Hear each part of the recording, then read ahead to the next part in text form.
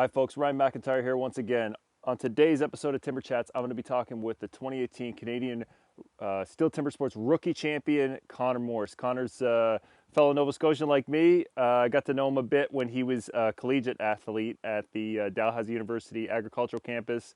I've seen him progress over the past few years and do very well at the STIHL TimberSports level. And he's a great young man, a lot of potential in the sport long term. So it's a name you definitely want to remember, and I think you're going to enjoy the interview.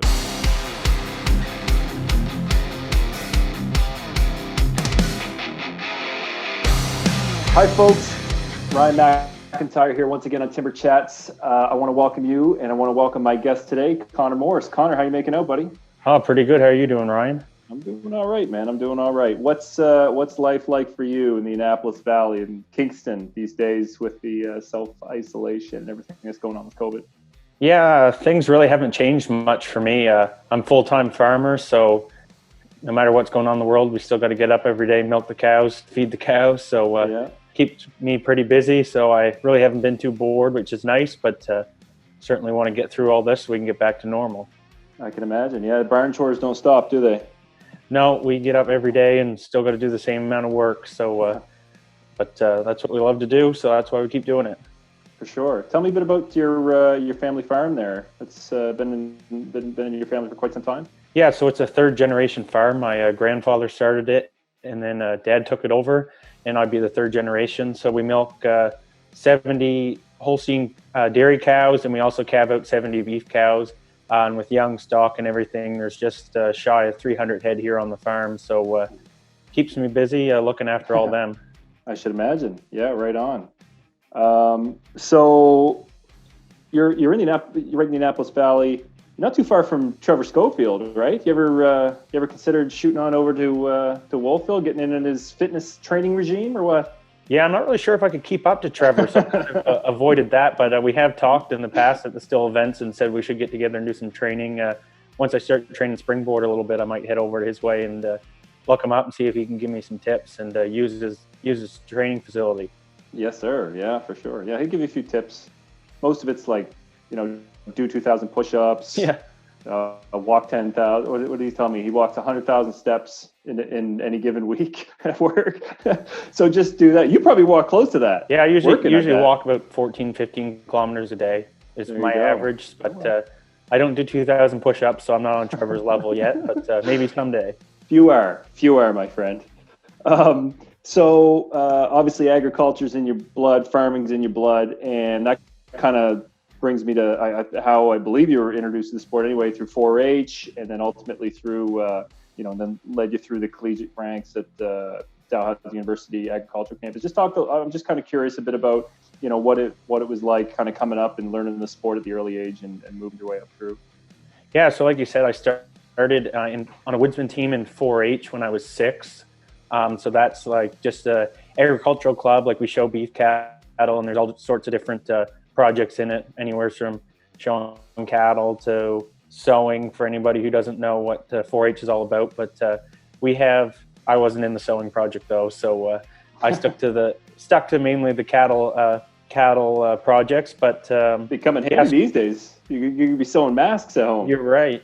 Yeah. So no, I started on the woodson team, like I said, when I was 6 years old. We don't do the STIHL events, but they have some sawing events, water boil and stuff like that. So that's where I got started in that, and moved into the collegiate ranks when I decided I wanted to farm full time. So I went to the Dalhousie Faculty of Agriculture in Truro, the former NSAC campus, and took a degree in agriculture business with a minor in animal science. And I did 4 years there, and I was on the woodson team at school for 4 years there. So that's kind of how I got started into the sawing and chopping events that led into the STIHL series. For sure. Yeah. Well, and I mean, that it gave you a pretty strong base, obviously, because the year finished at the AC, you took your shot at to move into the STIHL TimberSports series in the rookie division, and boom, first year you make it through the qualifier and win the Canadian championship with Saga Beach 2018. I mean, I was there. I remember watching the whole thing. Take me back to that day. Like, what was going through your mind? What was the feeling like going through the competition, but then also, coming out on top, standing on that podium? Yeah, going in like to the qualifier, my main goal was just to qualify for the championship. Like we had 4 spots out of the East that moved on. Um, when you're in the collegiate team, usually you don't change around events very much. So I started on the underhand and the water boil event, which water boil is not in the still series. So I had to learn the single buck and standing block. And so going into the qualifier, I had chopped standing blocks for like 4 months.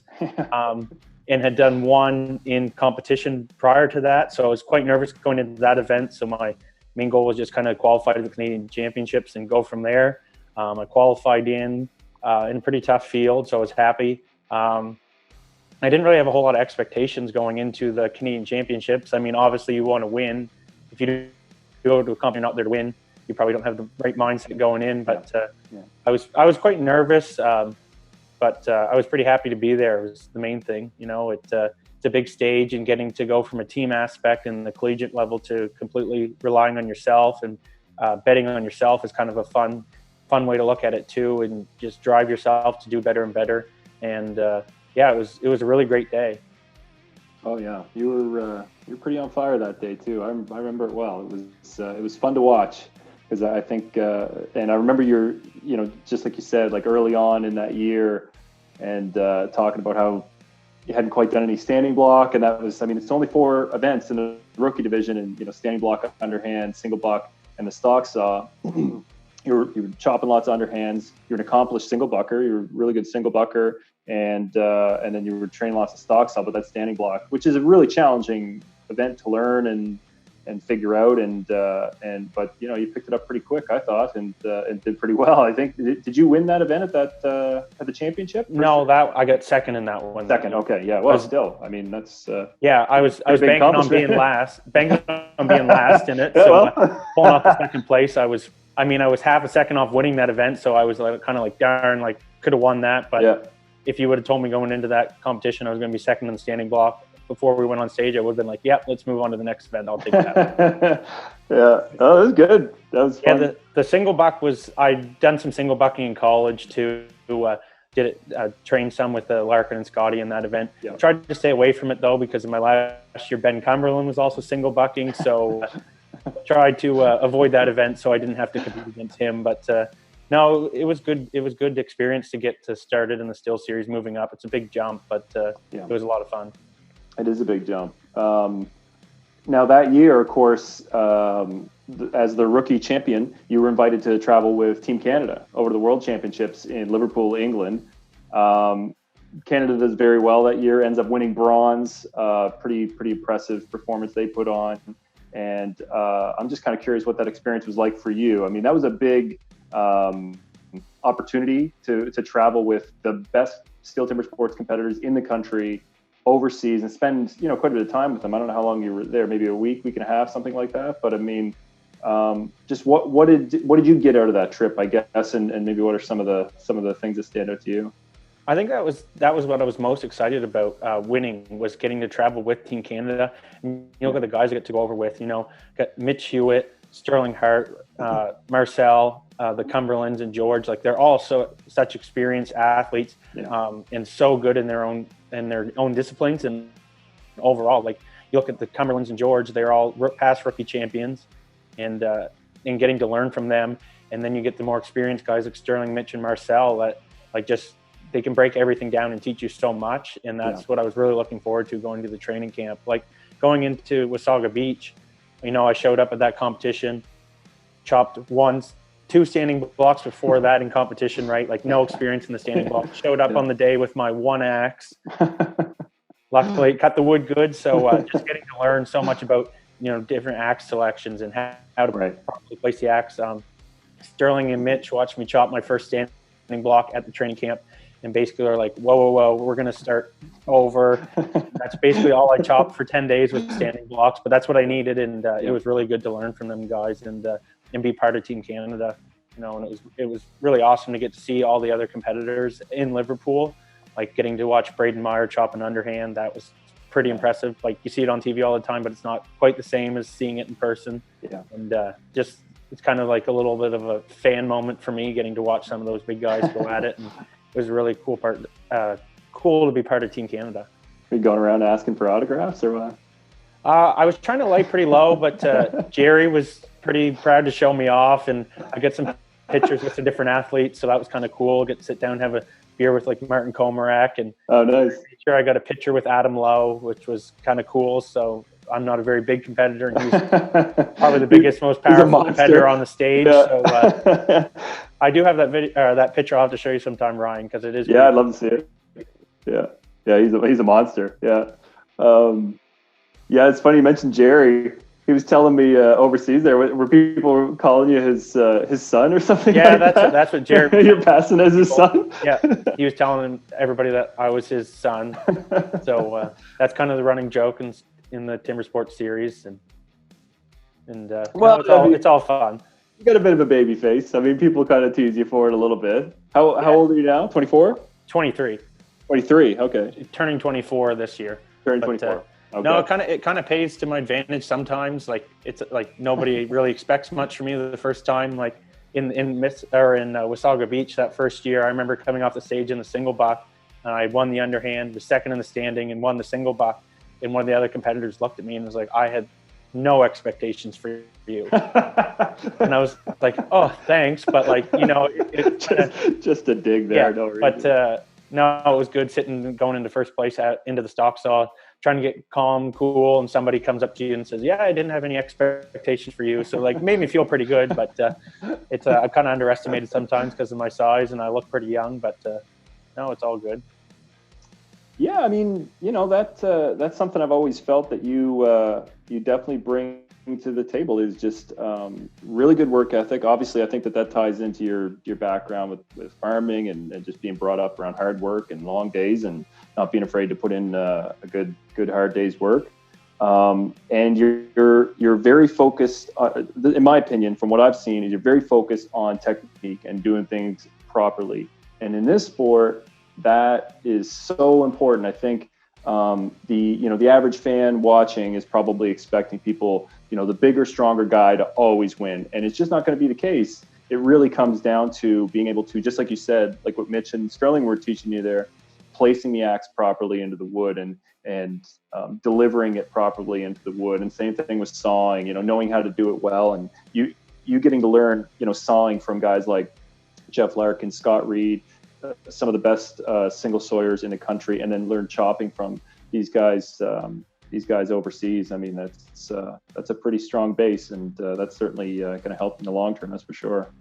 Yeah, no, for me, I'm only so big, and I only have so much power to use. So I got to try to use every muscle in my body. Like that's what Scott has always said to me. Like it's easy to tell that you're using every muscle you have and trying to really, like you said, place the axe well and just really give it all. Like, because I am at a disadvantage. If a big guy has technique and I have technique, I'm probably going to lose. But if I can use better technique than those bigger, stronger guys, I can usually catch up some time on them. So it all comes out in the end, trying to race, do everything you can to win. So that's what I got to do. Definitely. And I mean, size is something too that tends to, that takes time, right? You don't just go to the gym for, a month or two and all of a sudden you're bulked out. That takes, years of discipline. But if you learn your techniques now, it's no different than Sterling Hart.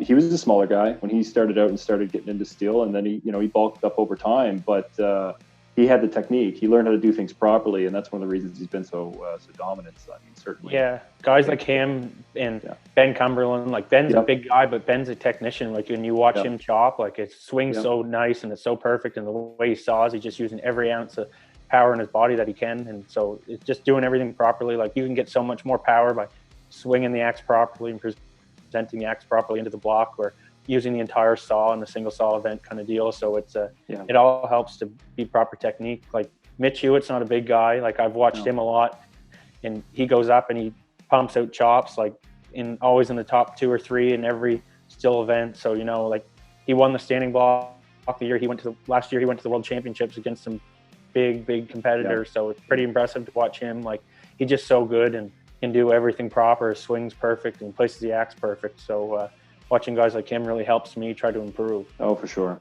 Yeah. So that same year, going back to, winning your rookie championship, traveling with the team, I guess it was the next spring, you get to travel to Sweden this time and represent Canada at the World Rookie Championships.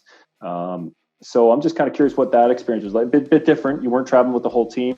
I think Sterling was with you, and maybe Rod. I can't remember who exactly was there, but yeah, I'm just kind of curious what was that like for you? That's the big World Championship. You're representing Canada. A lot on your plate, obviously, going there. But what was that like for you? Oh, that was pretty interesting to get to go. Like you said, I had Rod Cumberland as my official rookie coach, so I trained a lot with him over the winter. I'd drive into Fredericton and train with him or send him videos every time I chop. Try to improve. He taught both Cumberland boys how to chop, so he obviously knows what he's talking about. Watch those guys chop. So I wanted to learn from him in the chopping events, and there's some other competitors that helped me out as well. I sent videos to, and I did a lot of single bucking with Jeff Larkin at the AC. And like you said, he's one of the best single buckers, I think, in Canada, at least in Canada. He's just so smooth in the way he pulls the saw, and he's so good at explaining what you need to do. And so that's why I did a lot of training with them guys. Like, I trained really, really hard for that. I figured it was my kind of one shot to get to go to the Worlds probably, so I wanted to make the best of it. Yeah. And I trained hard and put in a lot of hours throughout the winter and in the spring training. So I was feeling pretty good going into it, working with them guys, and then getting to go over with Sterling, Jerry, and Rod it was a great group to travel with, and still really makes you feel like it's a big deal, and they treat you well, and it's such a good experience to get to go to those world championships and chop with those guys and saw with those guys. So it's really cool. Anything stand out to you from that trip? Like any single memories that kind of stick with you there, or what? I don't know. When we went to Liverpool, we did do some team bonding. So we did go-karting. Okay. And Mitch Hewitt was an absolute beast on the go-kart track. There was one time I wasn't letting him pass me, and he was following me for 2 or 3 laps. And then, he gets me in the corner, spins you around, gives you the old pit maneuver. And then when he drives by, he's giving you the finger. So that's the kind of guys we were with, just great guys traveling with them. And, oh, shoot, that's pretty good. It was a lot of fun, but no, both trips were really good. Yeah. Well, Mitch, he's always in it to win. It doesn't matter. Oh yeah, no matter what the event is. Is it springboard? Is it go kart? Doesn't matter. I think he did come out on the podium. I can't remember who it was, but he was pretty proud of that podium spot. So. Oh shoot, that's pretty good. Oh man. So you kind of moved through the rookie stuff that year anyway, and you'd been performing quite well, both at the STIHL TIMBERSPORTS level, of course, but also at some of the regional competitions out east, competing professionally there. And all of a sudden, boom, you get the invite to go to Sydney, Nova Scotia last year and compete the Champions Trophy. It's your first shot at competing as a professional in the STIHL TIMBERSPORTS series. How did that feel moving up to that, and what was that event like? I trained pretty hard for that too. It was something different, after training for so long to go to the World Championships, and coming off that, I wish I had done better at the Worlds, but I just gave it everything I could and just had some little mistakes, So I was excited to try something new in the Champions Trophy, but I completely underestimated how hard that event actually is when you do it in competition compared to training it. And but I was glad that I got the invite to go, but it was really tough to do. Oh yeah, it's grueling. Yeah, that's easily I've never done anything so hard. That's the toughest competition I've ever done in my life. Yeah. How many runs did you get in that? I was in 2. 2, yeah. The next day, yeah. I didn't need any more. Oh man, it's a rugged event. It really is. Yeah, once we got all set up and we did our time trial, the wood came out a little tougher than I thought it was going to. I was hoping for some butter sticks, to hit the tough events. You obviously want the softest wood possible, and it's bigger wood too in the underhand than I'm used to chopping. So it is flat top, so it works out the same, but it's just different, and it's a long process to get. It's a long couple of days to get set up and everything, and then you get going, and it is a tough competition. You got to give it everything you have. It's kind of a sprint that never ends. So like wide open in every event. The sprint that never ends. Yeah, it's tough, but it's a lot of fun. Like I hopefully in the next couple of years I'll be able to get a little quicker at it and go back into that event for sure. It was fun competing with those top guys. Like I was one. If I won my heat, I would have been up against Sterling Hart, which would have been really cool to get to compete against him. Yeah, really pushing the limits. Yeah, not really cool to get whooped by him, but it would have been cool to be on the stage with him and like Marcel and watching those guys go. It's pretty impressive. Yeah, if you get a shot, you going to do it again here this year or what? I don't think I'm going to do it this year, but maybe in the next couple of years, once I get in out of the rookie into the pro, I definitely consider it. Right on. Somebody shared a picture with me from that event. You may be familiar with this one. It was, I believe, Marcel Dupuy's body in your head. And this. I think it was the other way around. It was my body and Marcel's head, wasn't it? That how?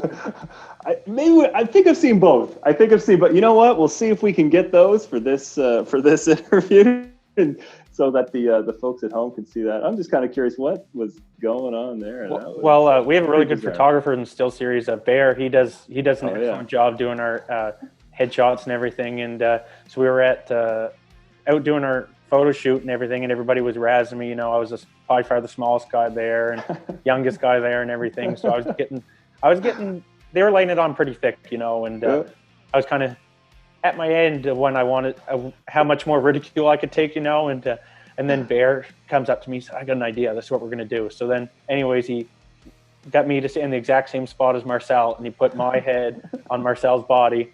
So I looked I was quite a big guy there, right? So Marcel's a big, strong competitor. So I was pretty happy, I used it I was going to use it as a Tinder pic, but that's what Marcel wanted me to use it for. He figured it would work pretty well. So, but then we actually got him to do the opposite. So then he put Marcel's head on my body, and I wanted him to use that for the official still pictures, but he wouldn't do it. So, but it was fun.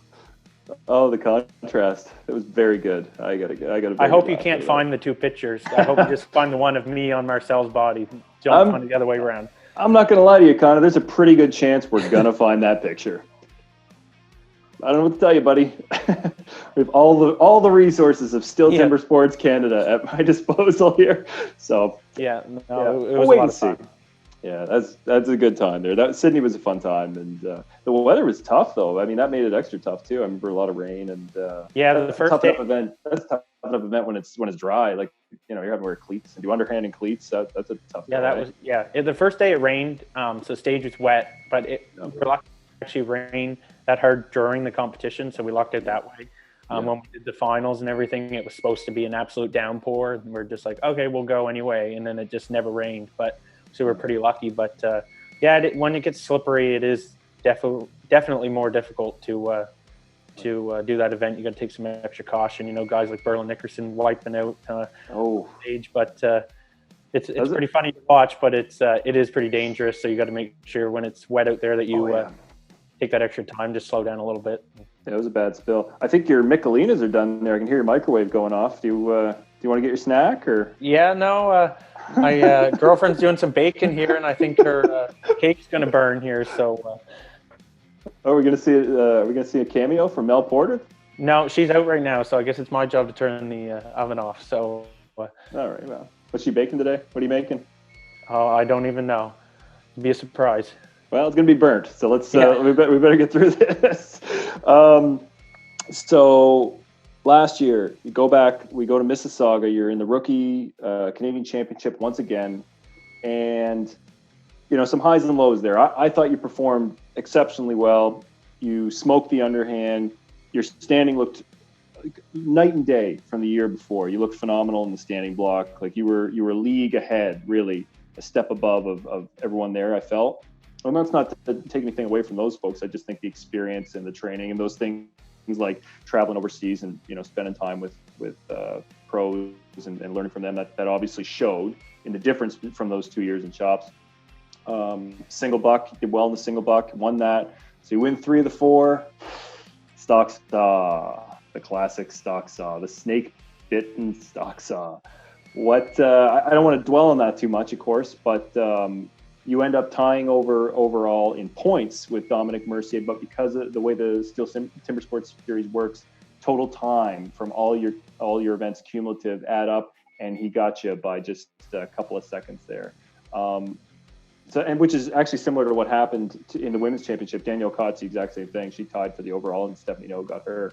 I'm just curious, like, what lessons you take away from that help you to be a better competitor, this coming year and in future competitions? Yeah, the going into Mississauga last year, like, I was feeling pretty confident. I'd seen the field, not cocky, but I was feeling confident in my abilities, and that had I competed to my best ability, I could be the champion again. And going into the World Championships, I loaded up on some new gear. I got a new single saw. I got some new axes. Like, I was feeling pretty good. It's a lot different going into the wood prep. When the year before I had one axe. This year I had a box full, trying to figure out what's going to cut the wood the best. And like you said, going in, I was feeling pretty good. Had a decent underhand cut. Like, the wood was good. I drew well in the wood draw, which is kind of different for me, because usually I'll be at a local show and I'll say, "Ooh, block 13, that's not the one I want." I'll pull 13 out of the hat, right? And oh no. But no, I had good blocks, and I knew it too. So I picked good axes and won the underhand, and was feeling good. The standing block, like you said, I'd worked on that a lot. I trained that the hardest. I was probably cutting 3 and 4 standing blocks to every underhand. So worked on that a lot. And I had the new single saw. This was the first time I'd used it in competition, and it was a hungry saw, and it really liked the wood. Going in, and then what was next? The stock saw. Yeah, that one didn't go so well for me. I changed my approach to the stock saw going into it. It was the second event of the day, so I just won the underhand. Going into the stock saw, I knew if I just had a decent time, I didn't have to win the event, but I couldn't DQ it. I'd probably have enough points to win, banking on my abilities in the standing block and the single saw.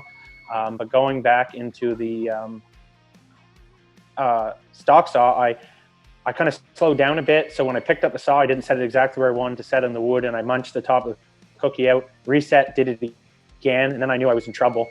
So I was just trying to get 2 cookies on the deck within that 4-inch line. And when I went to do that upcut, I paused at the bottom for a little bit just to make sure I was lined up, because I only had like 3/4 of an inch left to make that cut. Yeah. And what happened was the cookie fell over into the saw and just touched that bar. When that change run wide open, you know what it's like. The saw kicked over the side, and I just marked over the line. But that's the rules of the event. Next time, I know, talking to some guys after, talking to Rod, and he said, just go up and don't change anything about how you train. That's how you want to go on stage. So had I gone up and just gone for it, might have ended up better off. But that's the way it goes. And unfortunately, I was so close to winning, but just wasn't close enough, because it is a 4-event race. We've seen lots of guys, in the pros, they DQ the hot saw, they don't make it through, or in the women, they DQ the stock saw or get knocked down a couple places in the stock saw, and that's all it takes. That's why they call the stock saw the equalizer. So it's not a physically demanding event, but it's pretty mentally draining, and to train and to focus on, because in an underhand, say you have one miss hit or something, you can make it up. You might lose a second, but you can make up that time. One miscue in the stock saw can put you from first to last quite easy. And that's what happened for me. And that's not taking away anything from what Dominic Mercier did, because he came out gunning. Like, you watch the first 2 events, the underhand, the stock saw. He won the stock saw, was second in the underhand. He was reviewed both times for a jump gun, if I remember correctly. So that's how much he was going for it, right? And he was trying to give everything he had, and that's what he did, and it paid off for him. That's how you got to compete all the time. You got to go wide open and give it everything you got. And he was ready for the day, and congratulations to him to win. It was harder for me to I knew it was going to be harder for me trying to win a second title than it was my first, because in Mississauga Beach, I wasn't really expecting anything to win, right? I was going in, and everything just kind of went right for me that day. I had really good blocks, and had a few other miscues from other competitors, which allowed me to move up in the standings. And unfortunately, I just didn't get that in Mississauga, sorry. So that's not a place you want to put yourself in competition. You just want to bank on your own abilities. You don't want to ever be having to be in that position where you dig yourself a hole in the stock saw and then have to hope that another competitor messes up or something, right? So, but no, it was a good experience to learn from. Like, I know I've kind of avoided training the stock saw in the last little bit, trying to take a break from it, but I'm starting to pick it up again, and we're going to train that one pretty hard this year. Good man. That's what you got to do. It's just got to be second nature to you. But yeah, it's a tougher event than people give it credit for. I mean, all the athletes know it. Everyone that competes in that event understands just how challenging it is to be consistent and do well every time and not DQ. And I think it's the one event that people watching at home think, oh, geez, I could probably do that. Like anybody that's run a chainsaw or something. But it's incredibly challenging to do it flawlessly, and the folks that can do it over and over and be consistent and do well at it, like I think of people like Nick Russell or Don Lambert, Janet Walker, folks that can just deliver in that event, year after year after year, Marcel Dupuis, and a lot of it is focus. A lot of it is just like what you said, what Rod told you, just doing the exact same thing over and over and over, and not changing anything on the day. But you're right. It can make all the difference. Half a second can be the difference in first and last. So yeah, no, it's for sure one. Like, I probably did over 1,000 runs of stock saw. Like, I have a STIHL 661 at home, right? So probably did over 1,000 runs, and maybe DQ'd 4 or 5 out of those 1,000 runs. Yeah. But when you put the pressure on, you say, this is for Canadian title, ready, set, go. That's sometimes what happens is you get in your head a little bit, and that's it. Oh, if I do this wrong, this is going to happen. Well, if you're thinking that way, that's what ends up happening. So you just got to be confident and go out and just give her, because that's how you win. So true. Yeah. And like you said, I mean, we certainly can't take anything away from Dominic Mercier. He performed exceptionally well that day. I was really impressed with him, and I hope that he just continues on and keeps working on and honing his skills, because he's got a lot of potential there to be a good competitor down the road for sure. Yeah, I competed with him in the college ranks against him some too, and I saw him come up, and he had improved a lot since then. I thought we competed back and forth, for a few years, and then I hadn't seen him compete until last year. And watching him at the qualifier, I knew he was going to be right on my heels in all the events, and he trained hard, and he looked good up there. So like he was doing everything he had to do to win. So that's what it took on the day. And like, I won 3 events, but it's a 4-event race. So you got to be good in all 4 events to be able to win. That's it. I mean, he stayed right with you in those events, and then when it came to, and he won the stocks on that made all the difference. And in the last 2 years, actually, in the rookie division, there's been 4 DQs in both in Wasaga and in Mississauga in the stock saw. So the rookies are definitely having some. I'm not the only one having some difficulties in the stock saw, but I was the one that hurt the most that day, and so. And but you don't know what the other people are going to do that day, so you got to just go up and go for it and try to win every event. That's right. But stock saw is definitely a difficult event. We all take it for granted. Yes, exactly. You got 1 year left in the rookie division with eligibility, correct? This will be your last year? I believe so, yeah. Okay. What's different going into this year compared with the previous 2 years? Where's your mind at? I'm kind of at the point where I just think to myself, I got nothing to lose, so we might as well just go for it every event. Train hard. I've been training, doing a lot of gym stuff over the winter, trying to get some more overall strength. Now that it's warming up, I'm starting to chop and saw a lot more, and hopefully just bank on just going for it for every event, getting into that championship, and hopefully draw some good blocks, and make sure everybody knows I'm there. That's the goal. Obviously, the goal is to come out on top, but if I go up there, perform to my best ability, and somebody beats me, they were the better person on that day. But I'm obviously hoping to win it with the ultimate goal going back to the World Championships. 100%. Absolutely. You are you itching to get into the pro ranks or what? I am. I kind of like the rookie division because, there's no springboard in it. I'm kind of afraid of heights, so I'm not looking forward to that event, and that event's so hard to do. But I am looking forward to getting into the pro division, having a little more competition, trying some new events, and learning. It's a new challenge, and you want to do that. You want to be able to learn the new events and succeed in them. So I am looking forward to hopefully starting to do some springboard and maybe some hot saw this year. And then with the anticipation of moving into the pro ranks in the following year and being able to compete in those two events, because they're all worth the same amount of points. So you want to be able to compete in that. You don't want to just throw away the springboard. You got to be able to go for it in that event. And there's lots of guys around that I'm hoping to be able to learn from and build on that. Well, I can teach you everything anything you want to know springboard. You just, I'll let you know. No if there's any other offers out there, like take some other guys up on some offers too. I think I have the most cumulative time in the springboard over the shortest period of time, like I think I have 9 total minutes of springboard. It's a lot of TV time. That's what I was going for. You want to get your time. You want to maximize. You want to. So it was a strategy. It was a strategy, Connor, and it paid off. Not points. Yes. Hey, you got on TV. That's all that matters. That's right. All right. So speaking of championships, it's prediction time. Okay. I want to know, who do you think takes home this year's Stihl Timbersports Canadian Women's Championship? I'm going to have to go with Stephanie No. I think she's going to win it again. She's so strong in the single buck, so strong in the underhand, and she's getting good in the stock saw too.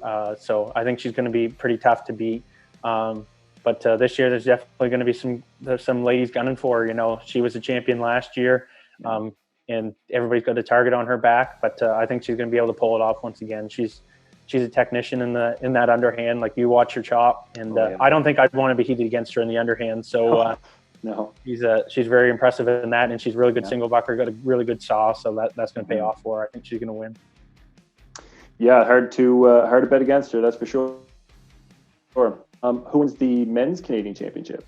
Is it the new format this year, or just the old format? Old format. Old format. Okay. So for anybody watching, the difference new and old is the old format, or the format we're talking about, is basically each competitor competes in all 6 of the Stihl Timbersports disciplines, and they're ranked on points and as cumulative points. The new format that you're seeing at the World Championships and eventually potentially at the national level is they compete in 3 events. The top 8, I believe, move on to the next round, and several get dropped off. And the next round is springboard and single buck. They compete for double points. Then they move on to hot saw. A few people could drop off from the second round. And in hot saw, it's triple the points. So very different style format, and it's a very challenging one to plan for sure. But anyway, so they're sticking with the standard format of 6 Stihl Timbersports disciplines for every competitor. So what does that mean? With that format, I'm thinking Ben Cumberland's going to take it this year. Okay, there you go. Yeah. I think nothing against Nate and Marcel, but I think Ben's going to be the guy this year. If it was triple point hot saw, Marcel would be a tough guy to beat, because he's an absolute gun in that event. You watch him just set national records, 1/100th of a second off the world record. And then this year, what was he, 1/100th of a second off his own national record. But Ben's, I think it's Ben's time, watching him getting a chance at the World Championship, falling on his face and still pulling off second or third in the standing block. Ripped off the underhand, like, in very impressive time. Won the single with a hang up, hand off the saw, and then still pulled off a win in the single buck. Yeah, and only a hot saw run off first or second place in the world. He was in the mix, that's for sure. Yeah, so I think he's going to be the guy this year. Cool. Yeah, he's another one that's hard to disagree with. That's for sure. I said many times. 4 or 5 guys up at the top, but anybody could win it on the day. So. You're right. Yeah. No, I really feel it's only a matter of time for Ben before Ben takes one, and this may be the year. And finally, of course, who wins the Rookie Canadian Championship? Ooh, that's a tough one. I think there's 3 guys from out east: myself, Graham Green, and Brad Constantine, who actually competes out west, but he's from New Brunswick. I think they're going to be I think the 3 of us will probably be pretty close. I competed against them. They both go to UMB throughout the college ranks. And I watched Brad compete this year. It was his last year, I believe, in the college circuit. And he's improved quite a bit since last year. So I think he's going to be gunning for it. Graham and I have competed for many, many years against each other, and always back and forth. So I don't want to come out with a blanket prediction, but I think you'll hopefully see us 3 East Coasters up the top of the podium. Good man. I like it. Okay, before we go, rapid fire round, all right? I'm going to ask you a few quick ones. I want quick answers. Okay. All right. Go to axe in the axe box. One of the ones you sold me. Go-to single saw. Same answer. What do you like more, chopping or sawing? Water boil. Water boil. If you could add one discipline to the Steel Timber Sports series, what would it be? Same answer. Okay. What is the appropriate amount of milk to drink before a Steel Timber Sports event? 4 to 6 liters. Good Lord, that's a lot of milk. Hey, we've got to support those dairy farmers, hardworking dairy farmers out there. Good man. I can't disagree with that one. All right. Who, this is the most important one, who has been the most influential coach not named Jeff Larkin? Got to go with Scott Reed on that one. All right. Well, I think we'll leave it there. I got to tell you why. Okay. All right. Okay. So Scott was my first head coach at the AC team, and so anyways, he had helped me quite a bit in the water boil event. Like that's kind of what I was known for in college and growing up through 4-H and everything. And that's kind of the event I bank on in the MLA is earning my entry money back, is trying to do good in the water boil. Yeah. Anyways, so after the Canadian Championships in Wasaga Beach, after I'd won, we were all sitting around one of the rooms getting ready for the after party or whatever. And I hear Scott, mumble something over to Jeff Larkin over in the corner, and they're laughing and pointing at me. And I said, "What are you guys talking about?" And Scott says, "It's a good thing I didn't cut you like I wanted to the first year of your tryouts, so because you wouldn't even be here today." So with speeches like that, how can you not pick a guy like Scott Reed, right? I made you. No, it was all fun. Like I was probably 30 pounds lighter than I am now when I started out, Yeah, so I probably wouldn't have picked me either. But no, it was funny. Scott, that one was pretty funny. But he's helped me out a lot over the years, and to be honest, you, Ryan, have helped me get to where I am today. So. Oh wow, jeez, yeah, I can't take any credit. I can't take any credit. You can keep going. Yeah. No, yeah, Scott obviously he's been a phenomenal coach for that team for many years. He's come back now with Jeff being the head coach, and Scott's helping him out, and the team's just finding tons of success. So obviously, I tease when I say that, but I feel very fortunate to have been able to coach you and coach a lot of folks there too a little bit. I'm fortunate too, because I've got to raid your axe box in the last couple of years since you've have back. So yeah. Got a couple of Ryan McIntyre specials and a training single saw from Ryan McIntyre. So yeah. Oh well, I cleaned her out. That's fine. Paid, they all got to go somewhere. I'm glad they're with you. I've dinged more of your axes than I have of my own, so that's Oh well, they're definitely yours now. That's for sure. There's 100%. That's how it goes, right? You hit the stand and it stays. Yeah. If you ever want a good deal on an axe, anybody, just tell me you want to try it out and ring it off the stand. You usually down a little bit. Great way to sell an axe, I got to tell you. It's worked great for me. It worked wonders. For sure. It moved a lot of steel that way. A lot of steel. Yeah, don't try out new axes when you're learning standing block. Yeah. Well, yeah. These are all lessons. Yeah. They're all lessons. You're obviously lessons we all learn the hard way. It's a very expensive way to learn, but yeah. Oh. Listen, I think we'll leave it there, Connor. This has been a lot of fun. I want to thank you for joining me today. Fun's over now. Back to the barn chores, and be sure to check that oven, because I am certain that you burned something. Sure. I'm 100% certain of it. You should send us a picture. I'd like to see what has been destroyed in the oven there. I think it might have just been the preheat though, so we might not have any fun with that. But if it is, I might be eating something burnt tonight. So. All right. Well, thanks again. Thanks everybody so much for watching. I'm Ryan McIntyre. I'm asking you to stay safe, stay the blazes home, and we'll see you next time on Timber Chats. Thanks, Ryan. Hi folks, thanks for watching. I hope you enjoyed this video. Be sure to subscribe to STIHL Timber Sports Canada on all our social media platforms and catch all the future action of the original extreme sport.